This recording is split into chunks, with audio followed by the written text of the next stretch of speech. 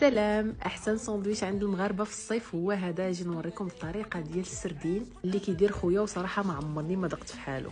كديروا الثومه والربيع، شويه ديال الملح وشويه ديال البزار، القزبر مطحون وشويه ديال السكينجبير. من الاحسن يكون غير طري، الا ما عندكمش طري ديروا غير العادي. معلقه ديال الهريسه، وكتعصروا الليمون بلاصه الحامض وشويه ديال زيت الزيتون. هاد الطريقه اول مره نجربها لاني من نهار ذقتهم صاوبهم خويا حماقيت عليهم. والسر الثاني انكم تغطسوا السردين ديالكم مزيان من جميع الجوانب وتخليهم يرتاحوا واحد شويه، عاد كدوزوهم يا في الفينو يا في لاشابلور، ما ديروش الدقيق صافي. وكتقليوهم، بغيتو ديروهم في الفران ديروهم. دابا ارى ليا واحد النص فيه الهريسه ضروري، كنحطوا ديك السريدينات، الفلفله والدنجال مقليين، وشويه ديال الفريت من الفوق اختياري، وشي مشروب بارد، ويا سلام شي تبحيره هي هذيك. انا كنصاوب الشركات ديال السردين بالطريقه العاديه، ولكن بهذه الطريقه من ذقتهم عند خويا حمقوني. جربوهم وردوا لي الخبر.